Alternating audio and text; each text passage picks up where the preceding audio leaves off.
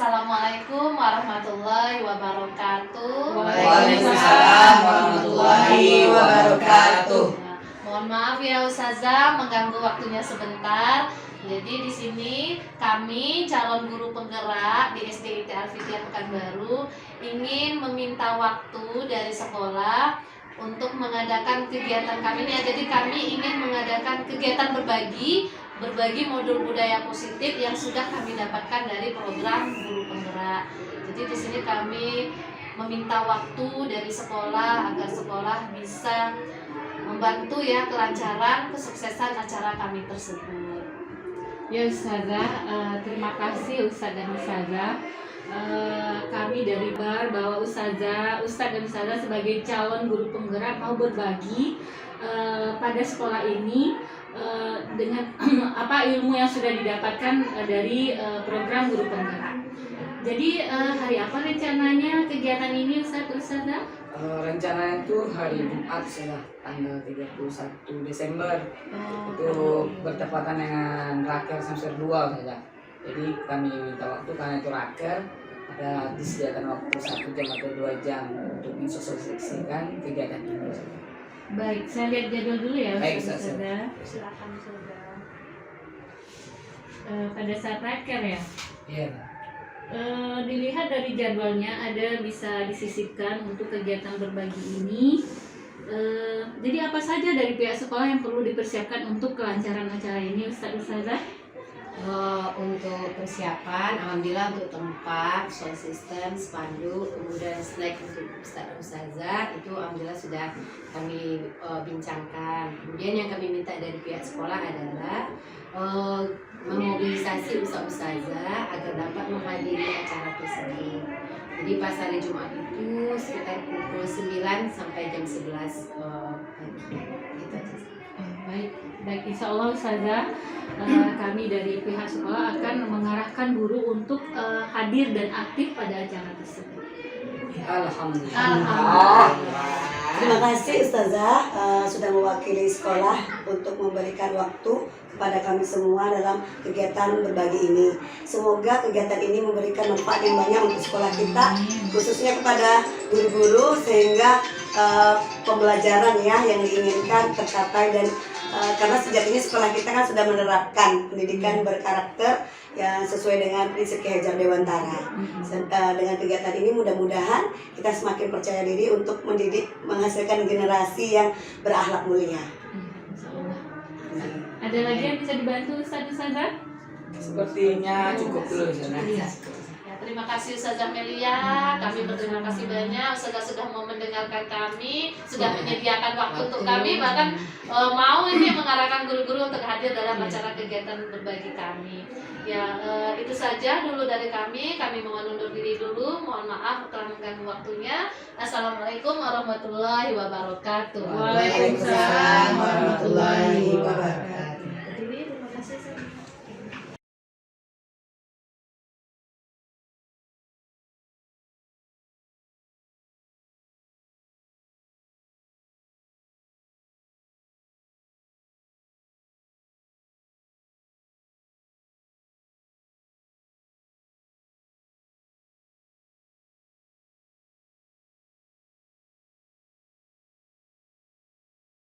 Ya, terima kasih kepada Ustazah Salma ya. Selanjutnya giliran Ana lagi ya untuk menyampaikan kebutuhan dasar manusia. Oke, sebelum kita lanjutkan kita konsentrasi kembali. Kalau Ana bilang 1, jawabannya yes. Kalau Ana bilang 2, jawabannya yes, yes. Kalau Ana bilang 3, jawabannya yes, yes, yes, wow. Oke, kita tes. 1, yes. 2, yes, yes. 3, yes, yes, yes, wow. Oke, mantap. Alhamdulillah semuanya kompak. Baiklah, Ana akan melanjutkan materi budaya positif kita, yaitu mengenai kebutuhan dasar manusia. Jadi, menurut Dr. William Glasser, kebutuhan dasar manusia itu ada 5.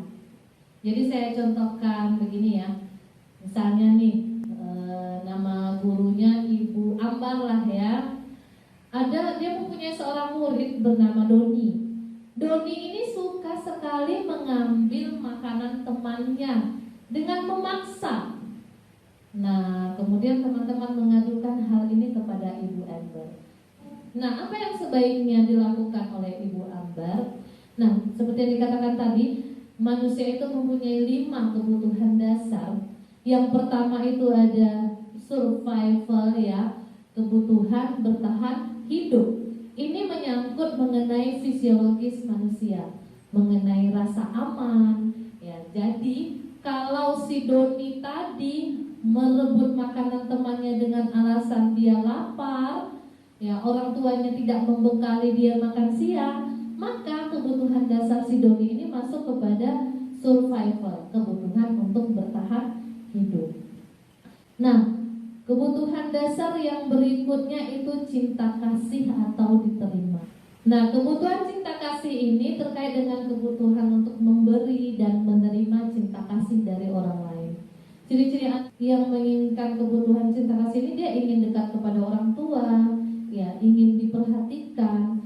Jadi kalau kasus Doni tadi merebut makanan temannya, dia ingin agar misalnya nanti Bu Guru Ambar melaporkan kepada orang tuanya jadi perhatian kepada dia, berarti kebutuhan Doni di sini adalah ingin diterima, mendapatkan cinta kasih. Nah, ini terkait dengan kebutuhan psikologis.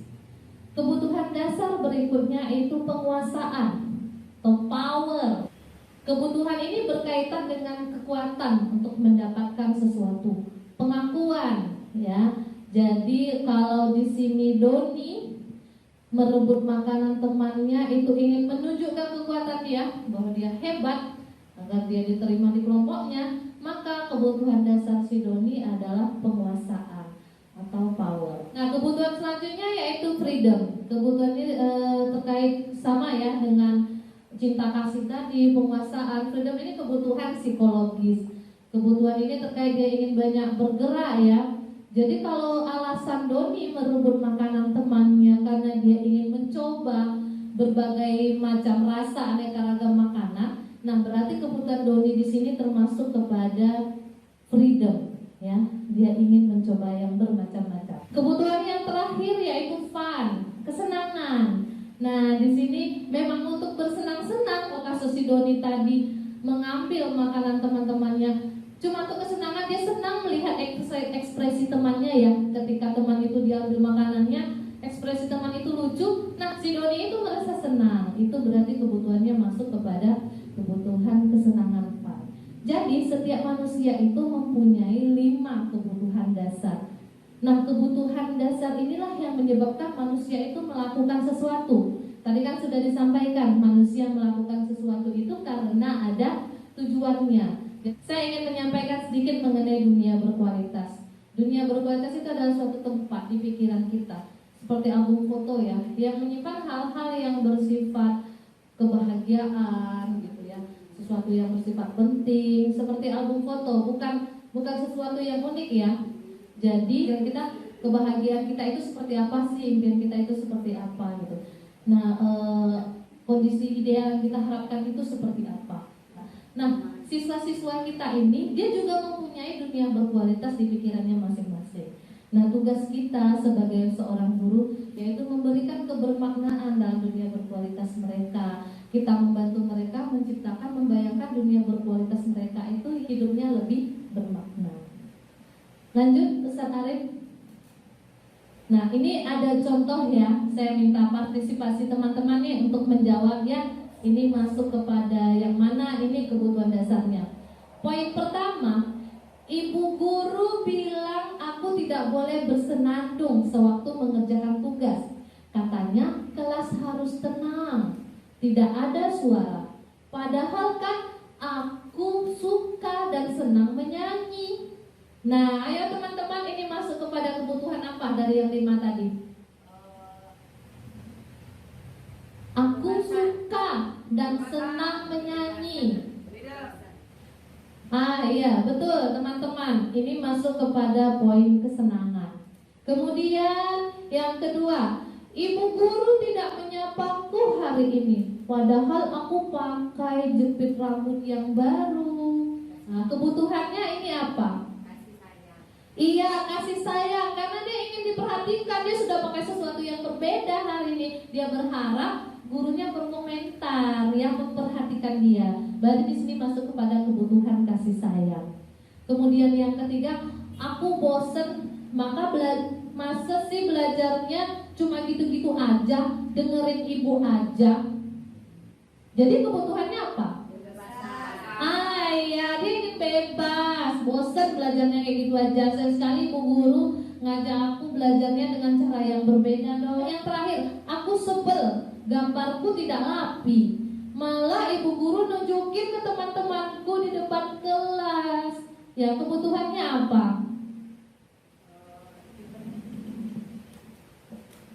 Ayo, apa? Aku sebel, gambarku tidak rapi. Sebel ya, ibu guru nunjukin ke teman-temanku di depan kelas. Dia inginkan pengakuan.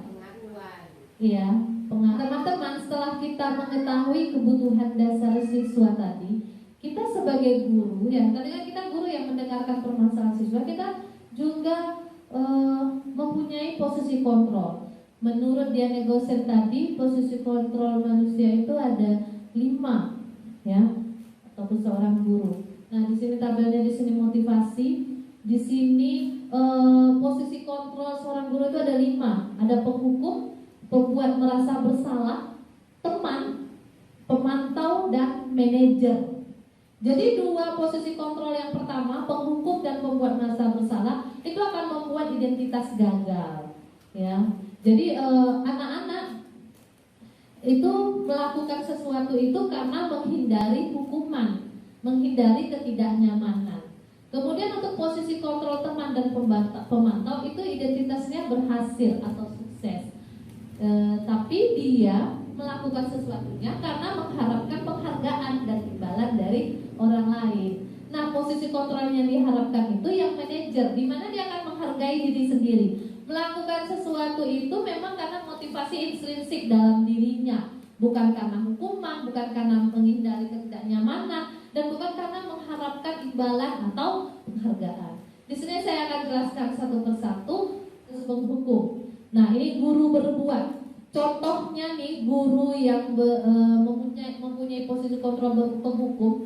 Ketika siswa melakukan kesalahan, dia berkata dengan menyakiti, menyindir, menunjuk-nunjuk, bahkan menghardik siswa. Kalau kamu tidak melakukannya, awas ya, rasakan. Nah, siswa itu karena dihardik, disalah-salahkan, ditunjuk-tunjuk, itu dalam hatinya memberontak ya, menyalahkan orang lain, dan bahkan jadi dia bisa berbohong. Dampak pada murid, dia akan mengulangi kesalahan yang sama ya, karena dia tidak menyadari kesalahannya.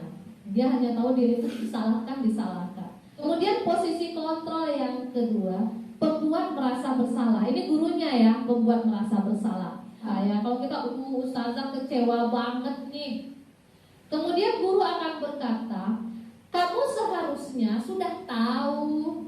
Ibu lelah sekali mengatakannya, ibu stres. Kemudian hasilnya dia akan menyembunyikan, menyangkal, dan berbohong juga ya.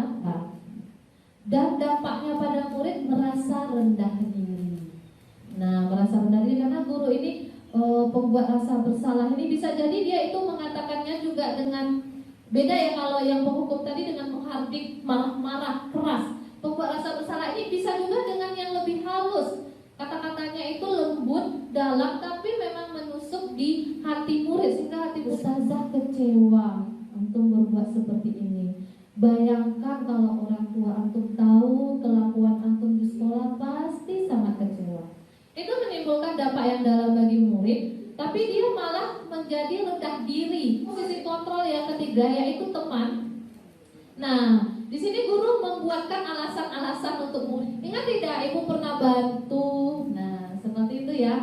Itu contoh memposisikan sebagai teman. Nanti murid akan ketergantungan. Ya, yang keempat sebagai pemantau. Nah, di sini pemantau ya, di mana guru itu menghitung dan mengukur. Kemudian dia akan berkata apa peraturannya dan menyesuaikan diri bila diawasi. Itu yang mengawasi dikerjakan. Kalau nggak mengawasi, gurunya yang nggak dikerjakan. Ya, pemantau. Kemudian kaitannya dengan dunia berkualitas, murid meletakkan guru, peraturan dan hukum di dunia berkualitas. Murid akan berkata, berapa banyak bintang yang harus saya peroleh, berapa halaman harus saya tulis. Ya, ini terkait dengan hukuman dan penghargaan. Atau misalnya gurunya mengatakan gini, tadi kalau siswanya ketika belajar dia tertidur di kelas, terus gurunya panggil, terus gurunya bilang gini, nanti kalau kamu mau mengerjakan, ibu kasih hadiah deh 5 bintang gitu. Nah, itu motivasinya jadinya masih motivasi ekstrinsik ya, karena ada penghargaan, imbalan. Nah, posisi terakhir yang diharapkan yaitu posisi manajer. Ini yang diharapkan oleh seorang guru ya. Guru akan mengajukan pertanyaan-pertanyaan. Apa yang kita yakini, apa yang bisa kau kerjakan untuk memperbaiki masalah ini. Seperti tadi keyakinan kelas ya, udah disampaikan sama. Setelah kita buat keyakinan kelas, ya misalnya keyakinan kelas saling menyayangi, saling menghargai. Jadi kalau ada siswa yang berkelahi, kita kembalikan kepada keyakinan kelas kita. Apa keyakinan kelas kita? Apa keyakinan kelas yang telah dilanggar? Nah, seperti itu akan menguatkan pribadi siswa. Murid meletakkan dirinya sebagai individu yang positif dalam dunia berkualitas. Nah, di sini dia termotivasi untuk memperbaiki kesalahan dia. Kemudian mengevaluasi diri, bagaimana cara memperbaiki diri. Lanjut Ustaz Arif. Nah, ini kita diskusi ya, 5 posisi kontrol. Di mana posisi Anda sebelum belajar modul disiplin positif? Tadi udah 5 posisi kontrol jelaskan, penghukum, pembuat rasa bersalah, teman, pemantau dan manajer. Di mana kita selama ini? Ayo kita introspeksi diri kita ya. Diharapkan bisa memposisikan diri kita sebagai manajer. Jangan sampai sebagai penghukum, membuat merasa bersalah, teman, itu tidak diharapkan ya. Kemudian di mana posisi Anda saat ini? Nah, kemudian yang terakhir, bagaimana perasaan Anda saat ini? Nah, setelah mendapatkan modul budaya positif, diharapkan kita juga sudah mempunyai pilihan ya, tindakan apa ke depannya, kita mau seperti apa. Nah, ini nada suara. Apa yang tersampaikan dari sebuah pesan? Ingat, kita sebagai guru tentu banyak berkata-kata ya, banyak berbuat ya. Seperti kata Ki Hajar Dewantara apa? Ing ngarso suntulodo, ing madya mangkarso teguri handayani. Di tengah membangkitkan semangat, di belakang memberi dorongan. Nah, ini dia. Jadi apa yang tersampaikan dari sebuah pesan? Kalau kata-kata itu 10% terserapnya ya. Kemudian nada suara ya. Nada suara itu mempengaruhi 35%. Dan yang terakhir nonverbal atau bahasa tubuh itu 55%. Hati-hati ya ustazah, matanya yang melotot ya, bibirnya yang menyungging senyumnya bagaimana ya, giginya yang rapat. Nah, itu 55% ya. Gitu ya. Geram ya, giginya rapat, matanya melotot walaupun ada suaranya lembut ya. Oke, lanjut Ustaz. Apa yang kamu mau? Nah, ini dia. Setelah kita mempelajari modul budaya muslim ini, kita kembalikan kepada diri kita, apa yang kamu mau. Teman-teman, sekian dari saya. Itu tadi mengenai, saya sudah menyampaikan mengenai kebutuhan dasar manusia. Apa saja tadi? Masih ingat kebutuhan dasar manusia yang pertama apa? Survival, bertahan hidup. Yang kedua? Kasih sayang. Yang ketiga? Kesenangan, fun. Yang keempat? Kebebasan. Ya betul. Yang kelima? Diakui. Ya, pengakuan. Ya, itu 5 kebutuhan dasar. Jadi sebagai guru kita harus berusaha ya bisa mengetahui kebutuhan dasar murid-murid kita. Setiap kita melakukan sesuatu itu karena ada kebutuhannya. Dan untuk memenuhi kebutuhan itu kita bisa melakukannya secara positif ataupun negatif. Kemudian kita sebagai guru juga mempunyai 5 posisi kontrol. Apa yang pertama tadi? Penghukum. Yang kedua? Pembuat rasa bersalah. Yang ketiga? Teman. Yang keempat? Yang kelima, manajer. Manajer posisi yang kelima itu posisi yang sangat diharapkan. Ya nanti teman-teman kalau masih belum paham nanti kita bisa share kembali ya materinya. Dan setelah saya ini akan dilanjutkan oleh Ustazah Suci yang akan menyampaikan segitiga restitusi. Nah ini dia penerapan, bagaimana penerapan terhadap kebutuhan dasar, terhadap keyakinan kelas tadi, kebutuhan dasar tadi, dan 5 posisi kontrol tadi. Di sini akan dijelaskan oleh Ustazah Suci dalam segitiga restitusi. Terima kasih atas perhatiannya. Saya lanjutkan kepada Ustazah Suciani.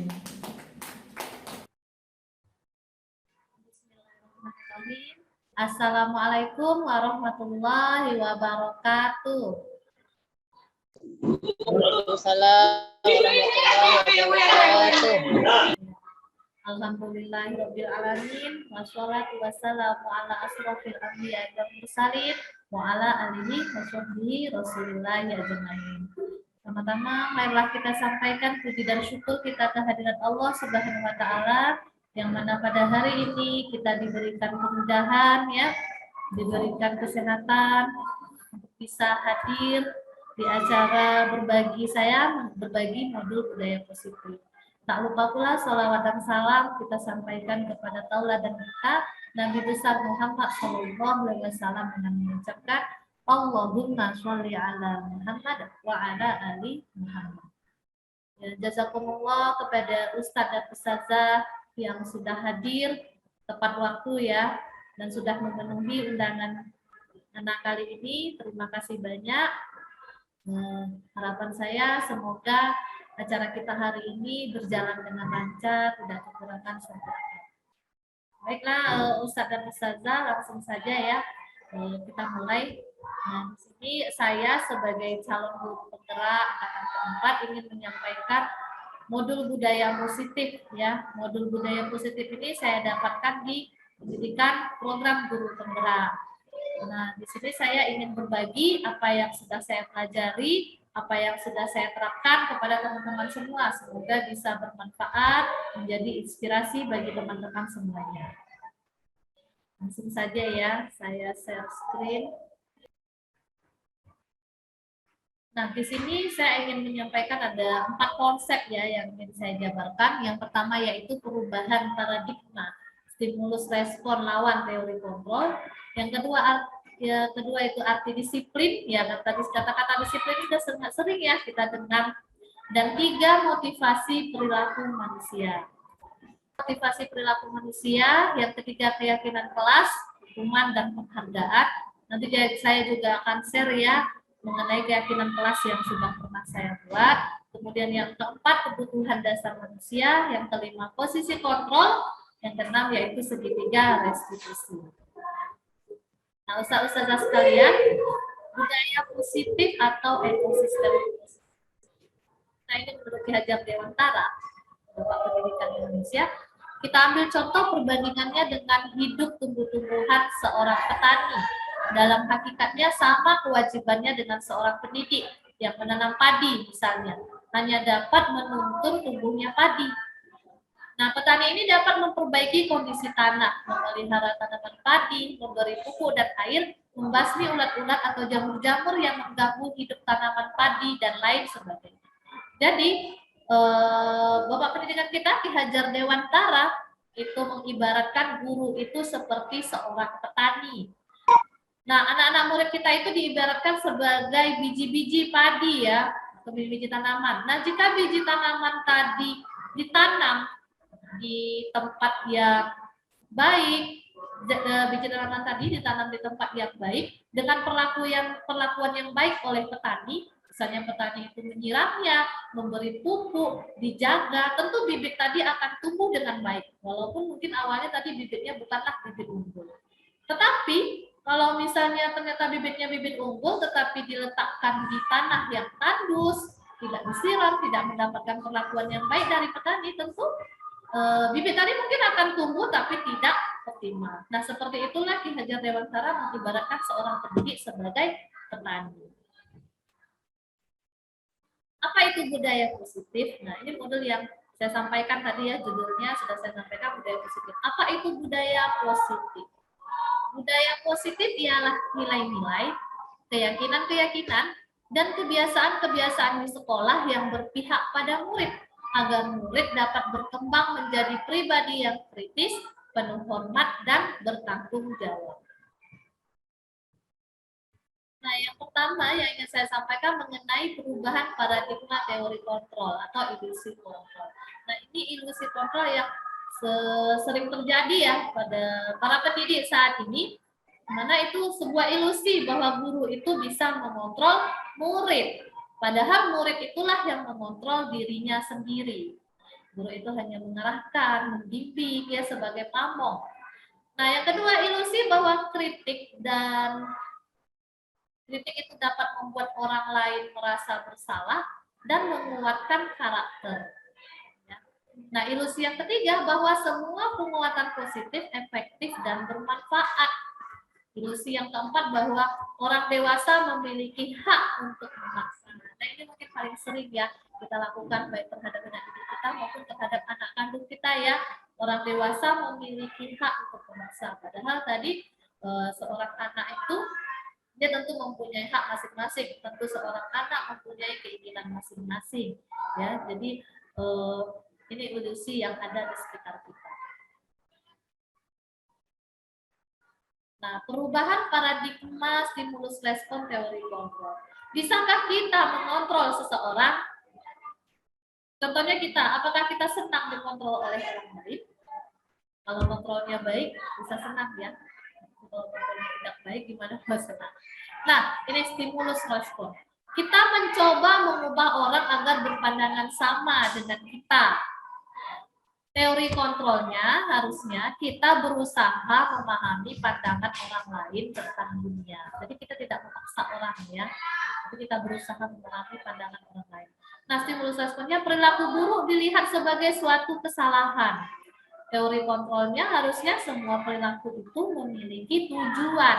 Apapun yang dilakukan oleh manusia itu memiliki tujuan.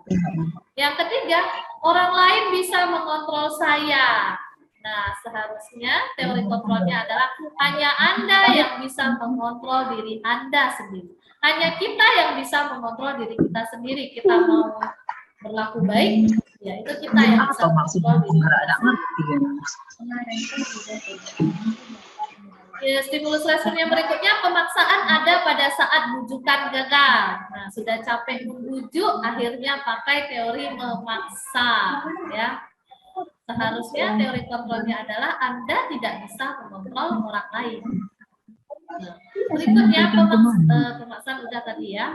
Model berpikir menang atau kalah. Jadi kita masih sering berpikir ini menang atau kalah. Ketika kita menangani siswa, pilihannya hanya dua, menang atau kalah. Tapi harusnya itu teori kontrolnya kita berpikir menang-menang, di mana kedua belah pihak sama-sama merasa menang. Tidak ada yang merasa satu menang dan yang satu kalah. Nah, apakah makna disiplin? Kita sudah sering mendengar kata-kata disiplin. Bahkan mungkin kita sudah menganggap diri kita mungkin disiplin ya.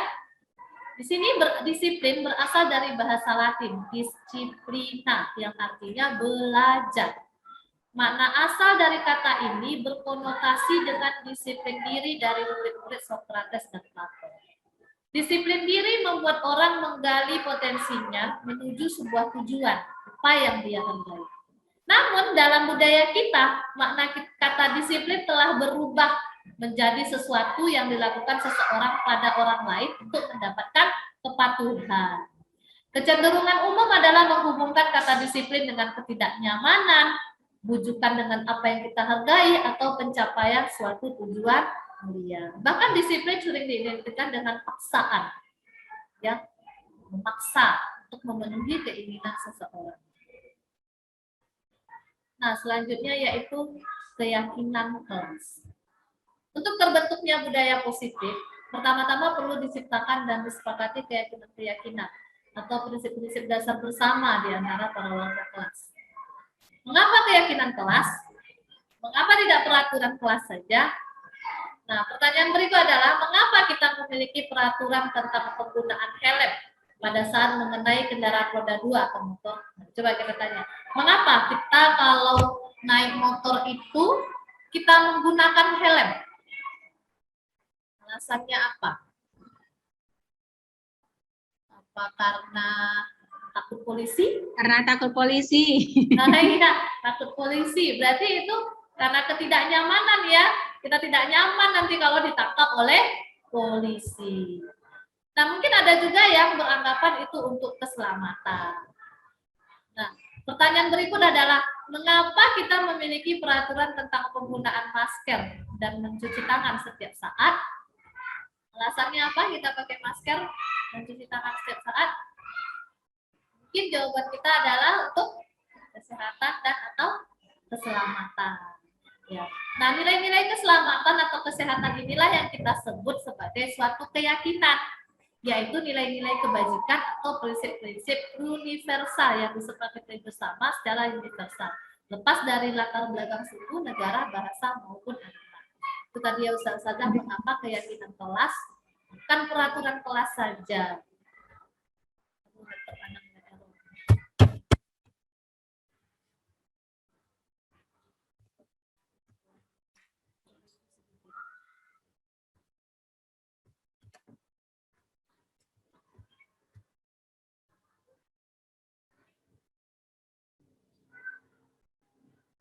Nanti kita akan share ya mengenai keyakinan kelas yang sudah kita buat ya. Jadi nilai-nilai keyakinan kelas itu adalah nilai-nilai kebajikan, bukan seperti peraturan yang sifatnya memaksa, yang menghindari ketidaknyamanan, tapi keyakinan yang kita anggap itu sesuatu yang baik disepakati bersama. Suatu keyakinan akan lebih memotivasi seseorang dari dalam atau secara intrinsik, itu menurut dosen ya. Jadi menurut dosen keyakinan, kalau kita sudah yakin tentu itu akan lebih memotivasi kita dari dalam, sehingga kita, keyakinan kelas yang tadi disebutkan adalah berupa nilai kebajikan. Keyakinan kelas bersifat lebih abstrak daripada peraturan yang lebih rinci dan konkret. Nah, kalau keyakinan kelas lebih abstrak, tapi kalau peraturan itu lebih rinci dan konkret.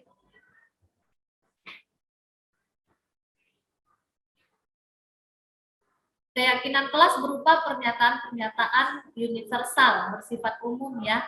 Pernyataan keyakinan kelas senantiasa dibuat dalam bentuk positif. Keyakinan kelas hendaknya tidak terlalu banyak, sehingga mudah diingat dan dipahami oleh semua warga kelas. Keyakinan kelas sebaiknya sesuatu yang dapat diterapkan di lingkungan tersebut. Semua warga kelas hendaknya ikut berkontribusi dalam pembuatan keyakinan kelas lewat kegiatan curah pendapat. Bersedia meninjau kembali keyakinan kelas dari waktu ke waktu. Nah, ini kalau dilihat dari gambar ini, yang mana yang merupakan keyakinan kelas? Apakah gambar A atau gambar B?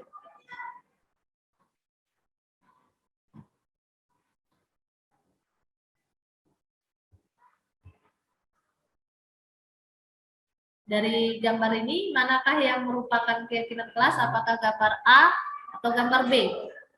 Judulnya sama-sama kesepakatan kelas. Ya. Kalau dilihat dari bahasanya berarti ya B. Iya, yang B ya. Yang B. Kalau kesepakatan kelas yang A ini lebih cenderung kepada peraturan kelas. Peraturan kelas ya, datang tepat waktu, mengucapkan salam. Nah, yang B ini contohnya yang A. Kami guru dan murid yang saling menyayangi.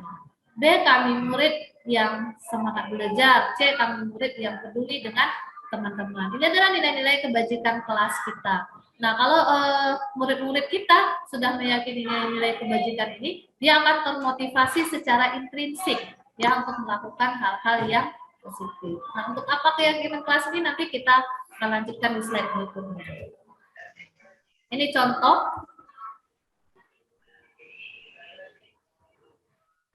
Misalnya peraturannya selalu kembalikan buku ke tempatnya. Nah, bisa kita ganti keyakinan kelas, nilai-nilai yang terdapat dari kalau selalu kembalikan buku ke tempatnya itu, nilainya itu apa yang kita tuju? Itu jawab. Ya. Kemudian kalau dilarang mengganggu orang lain, itu nilai kebajikan yang kita tuju adalah menghormati orang lain dan diri sendiri. Kemudian peraturannya, hadir di sekolah 15 menit sebelum pembelajaran dimulai. Keyakinan kelasnya yaitu nilai yang kita tuju, menghormati orang lain, komitmen pada tujuan atau berkomitmen. Yang keempat, dilarang melakukan kekerasan. Itu keselamatan, ya, nilai yang diharapkan itu agar keselamatan dan menghormati orang lain. Kemudian dilarang menggunakan narkoba. Apa nilai yang dituju? Itu kesehatan.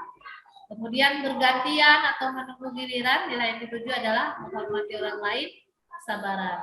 Kemudian yang berikutnya adalah gunakan masker, kesehatan atau keselamatan. Jangan berlari di kelas atau koridor, itu nilai yang diharapkan adalah keselamatan dan keamanan.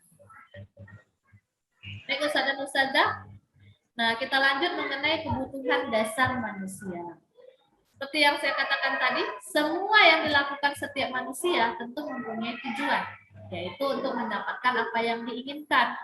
Menurut Dr. William Glasser dalam Choice Theory, terdapat 5 kebutuhan dasar manusia, yaitu yang pertama ini survival, ini kebutuhan bertahan hidup, merupakan kebutuhan yang bersifat fisiologis untuk bertahan hidup. Misalnya kesehatan, rumah, dan makanan. Komponen psikologis dari kebutuhan ini adalah kebutuhan akan perasaan aman. Yang kedua yaitu kebutuhan cinta dan kasih sayang, kebutuhan untuk diterima. Kebutuhan ini termasuk kebutuhan psikologis yang meliputi kebutuhan akan hubungan dan koneksi sosial, kebutuhan untuk memberi dan menerima kasih sayang, kebutuhan untuk merasa menjadi bagian suatu kelompok, dan kebutuhan untuk tetap terhubung dengan orang lain. Siswa yang mempunyai kebutuhan cinta dan kasih sayang yang tinggi biasanya ingin disukai dan diterima oleh lingkungannya, akrab dengan orang tuanya, biasanya belajar bila suka dengan gurunya, menganggap penting teman sebaya, dan suka belajar berkelompok. Nah, kalau misalnya gini, saya kasih contoh misalnya seorang guru ya, seorang guru punya siswa misalnya bernama Doni. Doni ini sering sekali mengambil makanan temannya saat makan siang, dan teman-teman tentu tidak senang mengadukan kepada gurunya. Nah, ketika diadukan kepada gurunya, guru bertanya, tadi kan dikatakan setiap manusia punya tujuan. Nah, guru bertanya kepada Doni, apabila jawaban Doni misalnya karena dia lapar, ya dia tidak dibekali makan siang oleh orang tuanya, maka itu masuk kepada kebutuhan survival, kebutuhan bertahan hidup. Namun kalau dia bilang ingin senang dia ya ketika dipanggil oleh guru, senang dia dapat perhatian dari gurunya. Atau misalnya gurunya jadi memberitahukan perilakunya kepada orang tuanya, sehingga nanti orang tuanya memperhatikan dia. Berarti kebutuhan si Doni tadi adalah cinta dan kasih sayang. Berikutnya yang ketiga ada kebutuhan pengakuan atas kemampuan. Ini penguasaan. Pada kebutuhan ini manusia itu ingin diterima. Jika siswa yang mempunyai kebutuhan pengakuan yang tinggi, biasanya akan selalu ingin menjadi pemimpin, suka mengamati sebelum mencoba hal baru, dan merasa kecewa jika melakukan kesalahan, rapi, sistematik, dan selalu ingin mencapai yang terbaik. Kebutuhan ini berkaitan dengan kekuatan untuk mencapai sesuatu, menjadi terampil dan menjadi kompeten. Nah, kebutuhan yang keempat yaitu kebebasan atau freedom. Merupakan kebutuhan akan kemandirian, mempunyai pilihan dan mampu mengendalikan arah hidup seseorang. Siswa yang mempunyai kebutuhan kebebasan yang tinggi, menginginkan pilihan, perlu banyak bergerak, suka coba-coba, tidak terlalu terpengaruh oleh orang lain, suka hal yang baru dan baik. Jadi kalau kasusnya cerita tadi seorang anak suka mengambil makanan temannya karena dia ingin mencoba makanan yang berbeda, misalnya dia bilang bosen makanan yang dibekalkan dari ibu itu saja, saya pengen coba yang lain, berarti itu kebutuhannya karena dia menginginkan kebebasan. Nah, kebutuhan yang terakhir yaitu kebutuhan kesenangan, untuk merasa senang, bermain, tertawa. Jika dia alasannya tadi seorang anak suka mengambil makanan teman, alasannya karena dia senang melihat wajah teman-temannya, Ketika teman itu diambil makanannya, senang dia lihat wajah temannya yang menangis ya, yang kesusahan. Nah, itu berarti kebutuhan dia adalah kebutuhan kesenangan untuk merasa senang. Nah, contoh nih ya, Ustazah, ibu guru bilang, aku tidak boleh bersenandung sewaktu mengerjakan tugas. Katanya kelas harus tenang, tidak ada suara. Padahal kan aku suka dan senang menyanyi. Berarti masuk kebutuhan apa ini? Masuk kebutuhan kesenangan, freedom, atau survival. Jadi di sini masuk kebutuhannya adalah kesenangan, ya, karena dia suka dan senang menyanyi. Kemudian ibu guru tidak menyapaku hari ini, padahal aku pakai jepit rambut baru. Nah, ini kebutuhannya apa? Dia ingin diperhatikan, berarti masuk kepada kebutuhan cinta dan kasih sayang. Yang ketiga, aku bosen, masa belajarnya cuma gitu-gitu aja, dengerin ibu guru aja. Nah, dia kalau merasa bosen, berarti pengen coba yang lain. Nah, ini masuk kebutuhan kebebasan. Kemudian aku sebel, gambarku tidak laku, malah ibu guru nunjukin ke teman-temanku di kelas. Ini dia. Berarti di sini dia ingin pengakuan, dia ingin diakui bahwa gambarnya. Nah, di sini ada posisi kontrol, ada 5 posisi kontrol ya. 5 posisi kontrol, ada penghukum, pembuat merasa bersalah, teman, pemantau, dan manajer. Nah, jika kita seorang guru berada pada posisi kontrol, penghukum, dan pembuat merasa bersalah, ini kita membuat anak menjadi identitas gagal, karena kontrolnya dari luar. Anak-anak melakukan ini karena menghindari hukuman. Nah, jika kita posisi kontrol kita adalah kita sebagai teman atau pemantau, ini bisa dikatakan siswa tadi berada pada posisi identitasnya berhasil atau sukses, tapi kontrolnya tetap dari luar, masih motivasi ekstrinsik, bukan motivasi intrinsik. Di sini dia mengharapkan imbalan atau ketergantungan pada orang lain. Nah, yang paling diharapkan itu adalah posisi manajer, di mana di sini identitasnya berhasil atau sukses kontrol diri. Nah, di sini dia kontrolnya dari diri sendiri dan menghargai diri sendiri. Nah, penghukum. Tipe-tipe guru penghukum, guru itu akan berkata dengan menghardik, menunjuk-nunjuk, menyakiti, dan menyindir. Guru akan berkata, kalau kamu tidak melakukannya, awas ya, rasakan. Nah, hasil yang didapatkan oleh guru penghukum ini, hasilnya, anak-anak itu akan memberontak, menyalahkan orang lain, dan dia akan berbohong. Karena dia tidak mau disalah-salahkan, tidak mau disakiti ya, tunjuk-tunjuk ya, takuti terus. Kemudian kaitan dengan dunia berkualitas. Murid meletakkan guru di luar dunia berkualitas. Dunia berkualitas itu adalah suatu pikiran ya di kepala kita, di mana kita disitu membayangkan dunia berkualitas kita itu berisi tentang hal-hal yang sempurna, yang kita membayangkan hal-hal yang baik, kita hidup itu di dalam pandangan kita itu dunia itu hal-hal yang positif, gitu. Itu dunia berkualitas kita. Nah, kalau kita guru sebagai penghukum, murid akan meletakkan kita di luar dunia berkualitas. Murid akan berkata, biarkan saja, nanti juga bakal. Kemudian dampaknya pada murid, murid akan mengulangi kesalahan yang sama. Kemudian posisi kontrol yang berikutnya adalah pembuat merasa bersalah. Nah, di sini tipe-tipe ciri-ciri guru yang mengambil posisi kontrol pembuat merasa bersalah, dia akan berceramah dan mengatakan, seharusnya ibu kecewa, atau gurunya berkata, kamu seharusnya sudah tahu, ibu lelah sekali mengatakannya, udah berulang-ulang kali ya.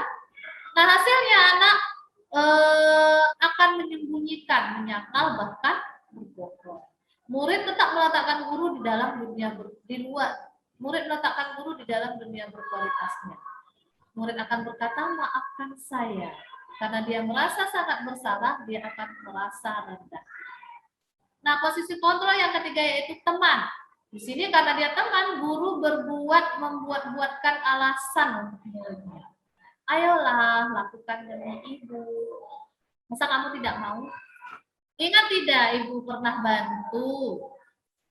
Nah, hasilnya yaitu murid akan merasakan ketergantungan. Kaitan dengan dunia berkualitasnya, murid meletakkan guru sebagai orang yang sangat penting di dunia berkualitas. Murid akan berkata, saya pikir bapak atau ibu atau teman saya. Ternyata begitu. Anak akan menjadi lemah, tidak mandiri, dan tergantung. Posisi kontrol yang keempat yaitu pemantau. Di sini guru akan menghitung dan mengukur. Ketika murid berbuat kesalahan, dia akan berkata apa peraturannya. Nah, murid juga akan menyesuaikan diri bila diawasi. Contohnya nih, misalnya ada seorang murid yang dia tidur ketika belajar di kelas. Nah, sang guru menegurnya. Kemudian guru menanyakan apa peraturannya. Kemudian guru memberikan hukuman. Bisa jadi guru memberikan hukuman atau memberikan penghargaan. Misalnya gini, kalau kamu kerjakannya nanti ya di jam istirahat, saya akan memberi kamu hadiah, reward, ya, atau dikasih bintang. Nah, di sini siswa akan menyesuaikan diri bila dia diawasi. Kalau dia diawasi gurunya, dia akan mengerjakan. Tapi kalau tidak diawasi, dia tidak akan mengerjakan. Ya, kemudian murid meletakkan guru peraturan dan hukum di dunia berkualitas. Murid akan berkata, berapa banyak bintang yang saya harus peroleh, berapa halaman yang harus saya tulis, ini berapa banyak bintang yang saya harus peroleh kalau gurunya menjanjikan ada reward, penghargaan. Kayak tadi kan, kalau kamu mau bisa mengerjakan soalnya, kamu akan saya kasih bintang. Atau misalnya kalau kamu tidak mau mengerjakannya, kamu kena hukum ya, disuruh menulis. Nah, dampak pada murid menitik beratkan pada sanksi atau hadiah untuk dirinya. Kemudian posisi sebagai manajer. Guru di sini berbuat mengajukan pertanyaan-pertanyaan. Apa yang kita yakini, apa yang bisa kau kerjakan untuk memperbaiki masalah ini? Nah, hasilnya akan menguatkan pribadi. Kaitannya dengan dunia berkualitas, murid meletakkan dirinya sebagai individu yang positif. Murid akan berkata, bagaimana caranya saya bisa memperbaiki keadaan? Dampaknya pada murid, murid akan mengevaluasi diri, bagaimana cara memperbaiki. Nah, di sini posisi manajer ini yang akan kita pelajari lebih lanjut. Bagaimana kita seorang guru bisa menjadi guru dengan posisi manajer. Baik, kita lanjut. Nah, ini dia. Apa itu restitusi? Restitusi adalah proses menciptakan kondisi bagi murid untuk memperbaiki kesalahan mereka, sehingga mereka bisa kembali ke kelompok mereka dengan karakter yang lebih kuat. Dosen ya, tahun 2004. Nah, ciri-ciri restitusi. Yang pertama, restitusi itu bukan untuk menebus kesalahan, namun untuk belajar dari kesalahan. Kemudian untuk memperbaiki hubungan. Yang ketiga itu tawaran, bukan paksaan. Jadi, dalam kita menyelesaikan masalah siswa itu berupa tawaran, solusi. Kita memberikan solusi ya, bukan memaksa. Yang keempat, restitusi menuntun untuk melihat ke dalam diri. Yang kelima, restitusi mencari kebutuhan dasar yang mendasari tindakan. Yang saya katakan tadi, kebutuhan dasar itu ada 5. Restitusi adalah cara yang paling baik untuk memperbaiki diri. Restitusi fokus pada karakter, bukan tindakan. Dan restitusi fokus pada solusi. Restitusi mengembalikan murid yang berbuat salah pada kelompoknya tanpa merasa rendah diri. Nah, ini dia segitiga restitusi. Jadi ketika siswa melakukan kesalahan, ini yang kita lakukan. Yang pertama itu dengan validasi tindakan yang salah. Jika siswa melakukan tindakan yang salah, tentu kita cari tahu dulu alasannya apa. Kamu tentu punya alasan mengapa melakukan itu. Adakah cara yang lebih efektif untuk mendapatkan apa yang kamu butuhkan? Kemudian, ya, yang pertama kita lakukan itu sebenarnya adalah menstabilkan identitas. Ya, kita katakan kepadanya, setiap orang pasti pernah melakukan kesalahan. Kamu bukan satu-satunya yang pernah melakukan itu. Kemudian kita tanyakan apa alasannya. Kamu tentu punya alasan mengapa melakukan itu. Adakah cara yang lebih efektif untuk mendapatkan apa yang kamu butuhkan? Kemudian kita tanyakan keyakinannya karena kita sudah buat keyakinan kelas tadi. Nilai-nilai apa yang telah kita sepakati? Kamu ingin menjadi orang yang seperti apa? Nah, seperti itu ya, segitiga restitusi itu saya akan menampilkan contoh ya. Contoh segitiga restitusi. Kita mulai dari menstabilkan identitas. Untuk membuat murid yang merasa gagal karena berbuat salah menjadi positif terhadap dirinya. Jadi kita katakan kepada murid kita, berbuat salah itu hal yang manusiawi, tidak ada manusia yang sempurna, Bapak Ibu juga pernah berbuat salah. Kita pasti bisa menyelesaikan permasalahan ini. Bapak atau Ibu tidak tertarik untuk mencari tahu siapa yang benar, siapa yang salah, tapi lebih tertarik untuk menyelesaikan masalah. Kalau kamu menyalahkan dirimu sendiri terus-menerus, apakah kamu bersikap baik pada dirimu sendiri? Kemudian, ini untuk mengenali kebutuhan siswa. Ya, pada dasarnya setiap tindakan manusia tujuannya adalah memenuhi kebutuhan dasarnya. Yang tadi, apakah itu untuk bertahan hidup, untuk mendapatkan kasih sayang, untuk mendapatkan pengakuan atau diterima, untuk mendapatkan kesenangan atau untuk kebebasan. Kemudian menanyakan keyakinan kelas. Ya, apa nilai yang kita percayai di kelas atau sekolah. Nah, baiklah Ustazah, di sini saya juga ingin berbagi mengenai aksi nyata ya yang sudah saya lakukan di kelas. Di sini saya akan menunjukkan tentang aksi nyata yang sudah saya lakukan, yaitu membuat keyakinan kelas bersama siswa.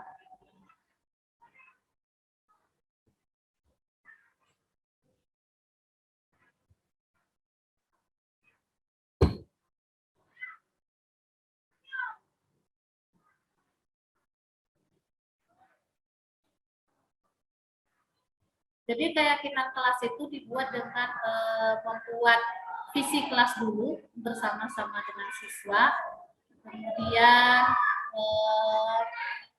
kita buat keyakinan kelas. Jadi setiap siswa menyampaikan pendapatnya, pendapat keyakinan kelas. Kemudian kita tuliskan semua masukan-masukan siswa tadi di papan tulis dan kita ambil kesepakatannya. Kesepakatan keyakinan kelas kita apa? Nah, ini seperti yang video yang saya buat, keyakinan kelas yang saya buat bersama siswa. Nah, ini ya, setelah disepakati keyakinan kelasnya, siswa membuatnya, kemudian mendisplaynya di depan kelas.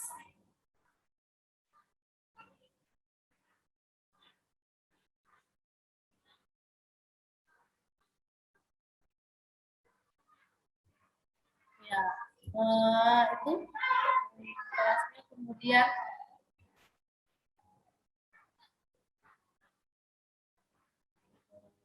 respon dulu dan respon siswa. Ya, saya juga ingin berbagi mengenai proses segitiga restitusi. Ya. Selanjutnya itu kita masuki sesi tanya jawab. Ya. Adakah yang ingin disampaikan oleh teman-teman semua? Adakah yang ingin ditanyakan? Ya, saya mau bertanya. Ya, Sazahlina dipersilakan. Ya, terima kasih. Bagus ya materinya tentang keyakinan kelas. Ana tertarik tadi tentang ini ya.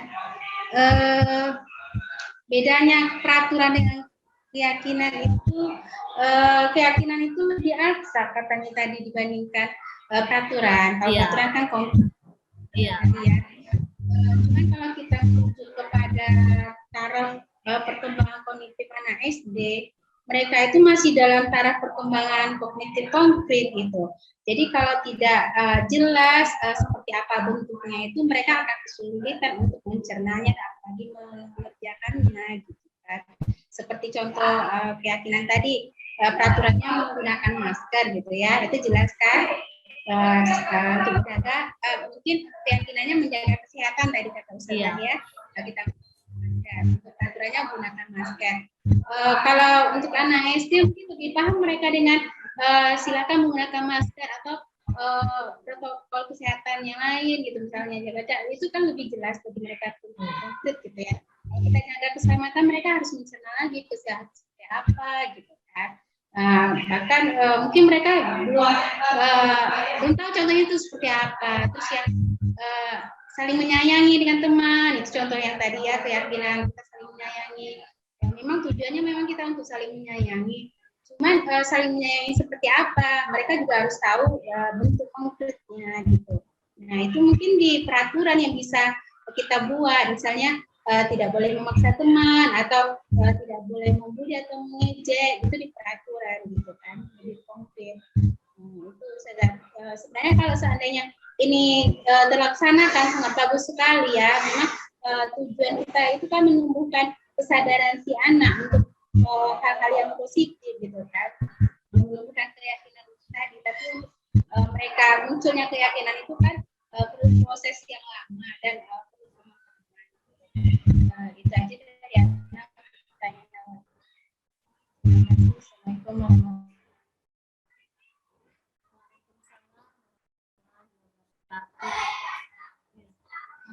Jaringan anak kali ya. Ya, terima kasih kepada Ustazah Elina atas penjelasannya juga ya. Jadi di sini mungkin saya ingin menjelaskan sedikit lagi ya.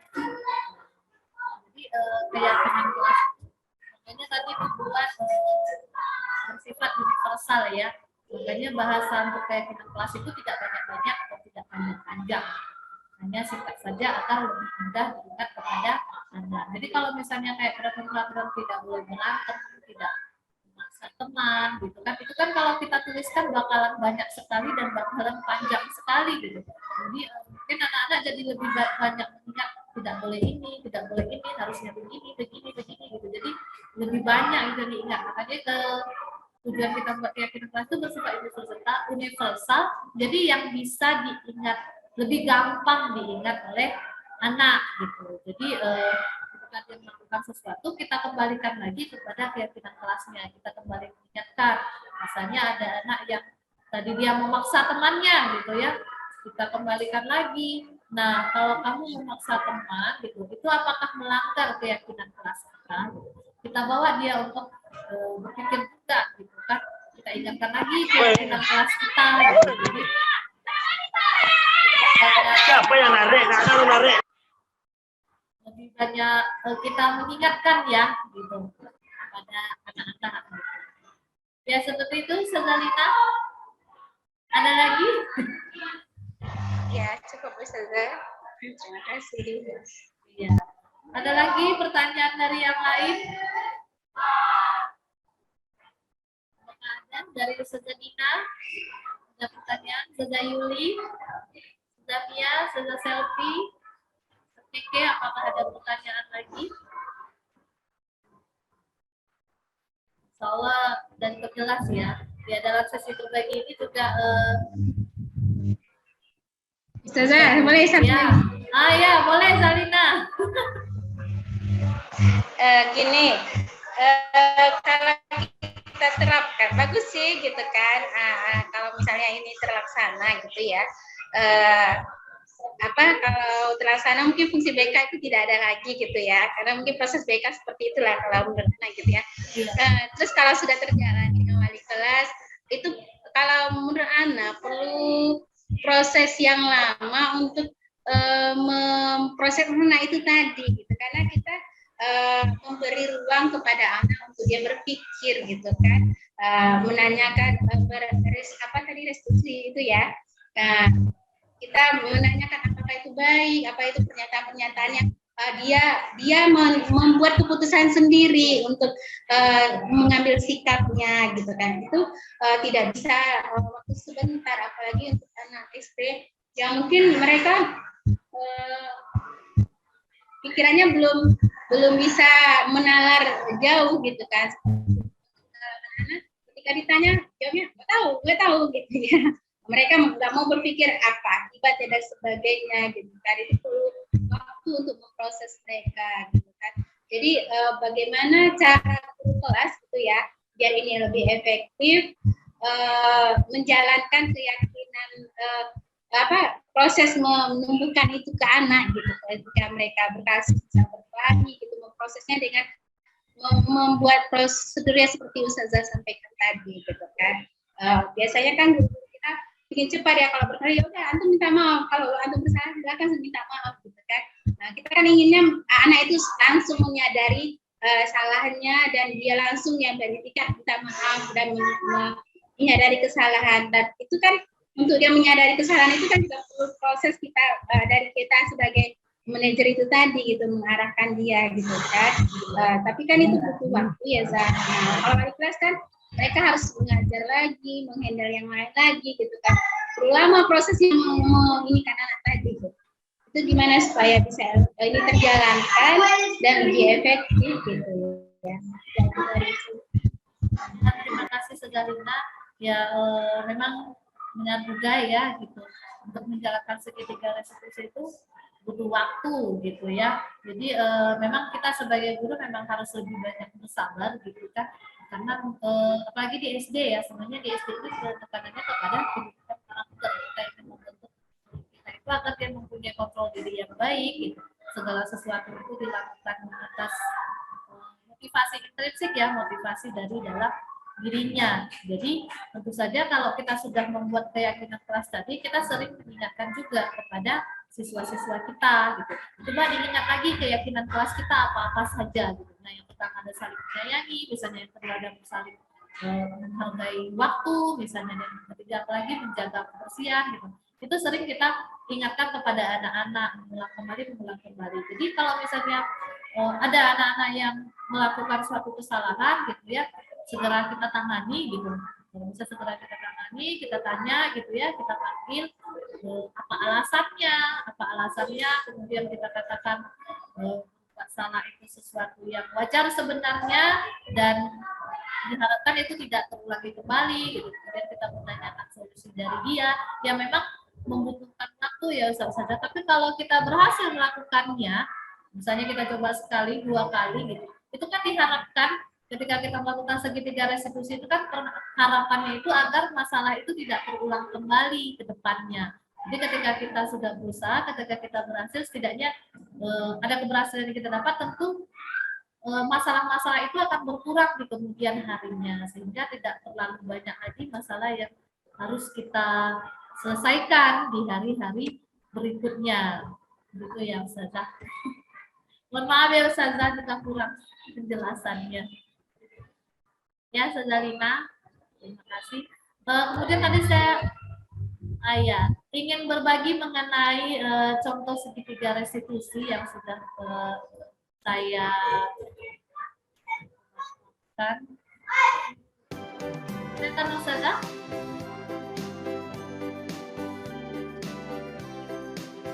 Dengar suaranya.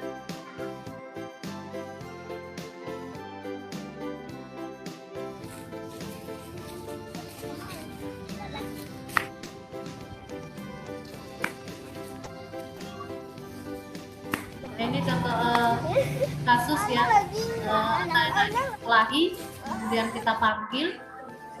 Warahmatullahi wabarakatuh. Apa kabarnya nih sekarang? Baik. Baik. Nah, tahu nggak kenapa Ustazah panggil antum berdua duduk di sini? Nggak tahu. Nggak tahu. Tadi Ustazah mendengar tadi dari teman-teman katanya Sidik dan Raka berkelahi. Bagaimana peristiwanya? Anak main istata, dia lagi.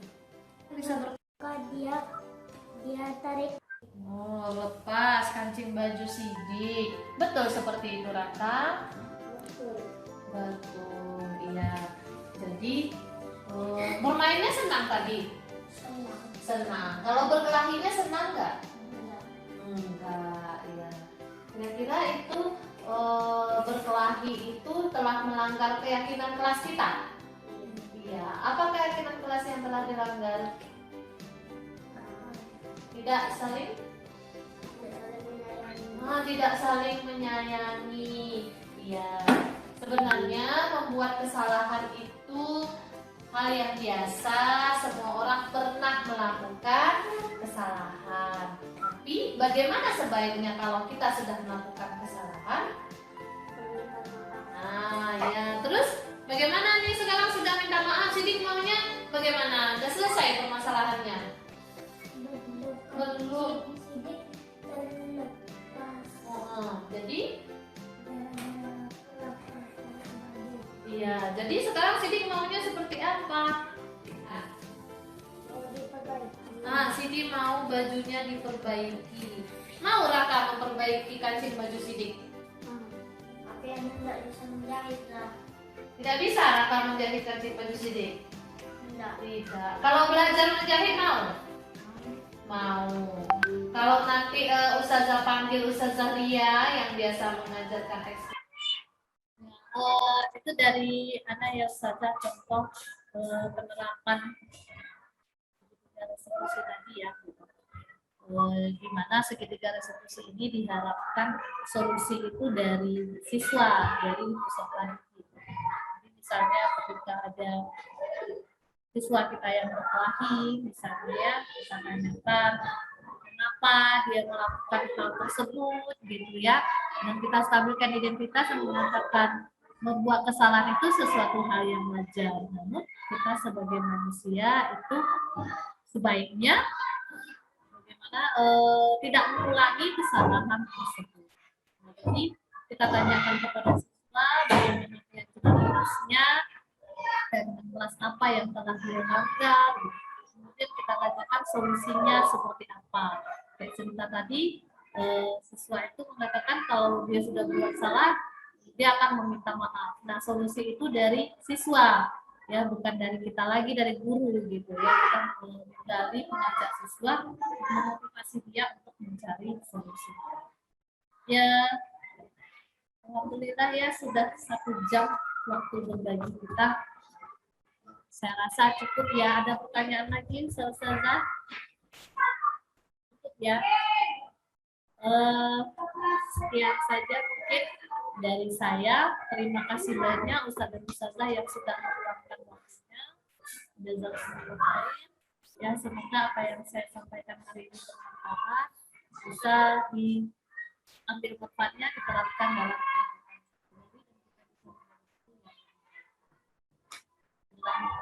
hidayah. Wassalamualaikum warahmatullahi wabarakatuh.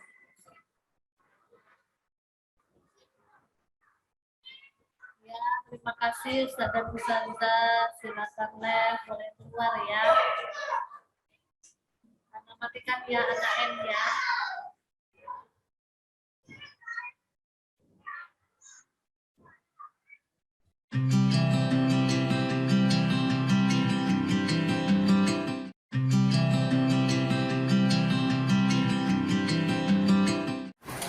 Assalamualaikum warahmatullahi wabarakatuh. Waalaikumsalam warahmatullahi wabarakatuh. Apa kabar anak-anak Ustazah semuanya? Alhamdulillah luar biasa, bersemangat, berprestasi, dahsyat, Allahu Akbar. Ya, alhamdulillah ya hari ini antum semua dalam keadaan sehat. Nah, di awal semester 2 ini Ustazah mau kita membuat visi kelas. Visi kelas.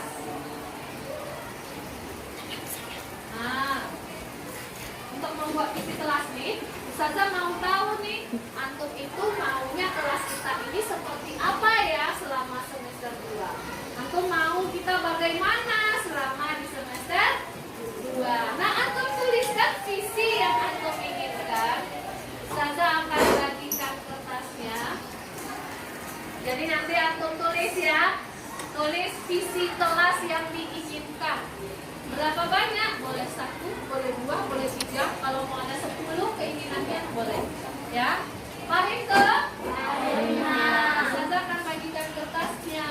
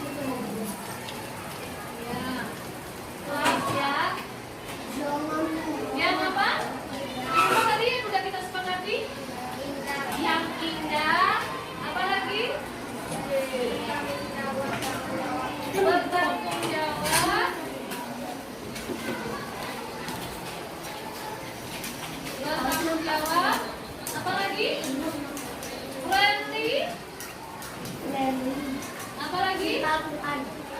Ya, cinta Al-Quran.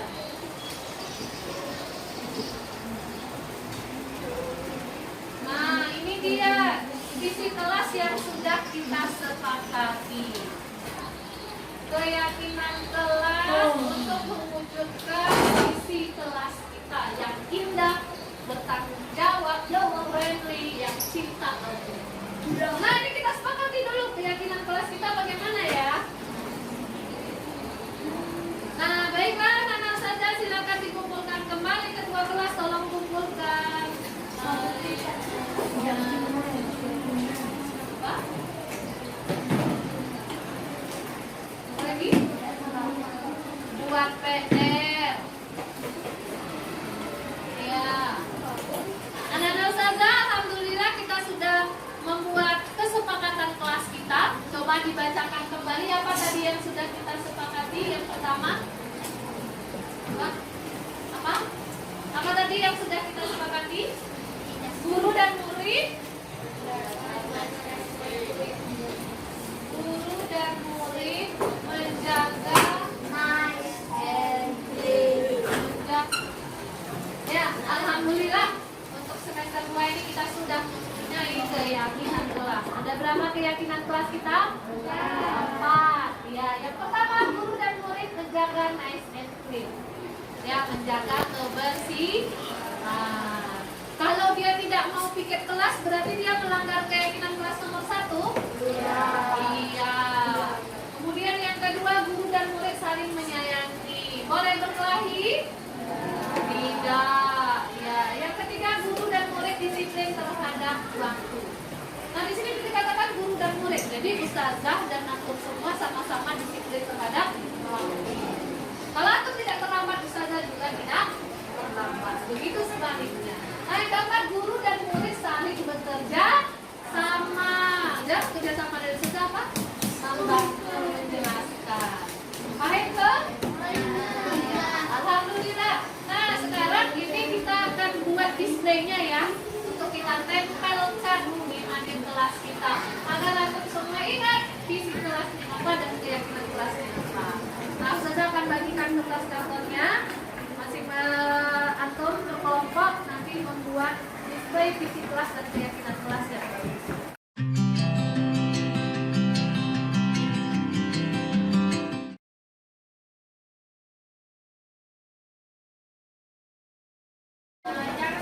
Kami telah membuat keyakinan kelas SD. Semoga Allah Akbar. Assalamualaikum warahmatullahi wabarakatuh. Terima kasih kepada teman-teman yang sudah mengikuti program Guru Penggerak. Ilmu yang diberikan sangat bermanfaat, yaitu budaya positif. Di kelas saya sudah menyepakati bersama anak-anak apa saja yang akan menjadi budaya positif yang akan diterapkan di kelas. Semua anak bersemangat, mereka menyiapkan apa saja yang akan disepakati mengenai dengan budaya positif ini. Alhamdulillah kami sudah menyepakati ada 3 kesepakatan. Yang pertama yaitu saling menghargai, kemudian saling menghormati, dan yang ketiga menerima pendapat atau saran dari orang lain. Terima kasih kepada teman-teman yang sudah memberikan ilmu kepada kami. Assalamualaikum warahmatullahi wabarakatuh. Assalamualaikum warahmatullahi wabarakatuh. Kami siswa dan siswi kelas 6 Al-Khawarizmi ini telah selesai membuat keyakinan kelas kami. Di antaranya, guru dan murid menjaga nasionalisme. 2. Guru dan murid saling menyayangi. 3. Guru dan murid disiplin terhadap waktu. 4. Guru dan murid saling bekerja sama. Dengan ada keyakinan kelas ini, semoga kami menjadi lebih disiplin dan menjadi lebih baik. Assalamualaikum warahmatullahi wabarakatuh. Kami telah menjalankan keyakinan kelas ini selama 1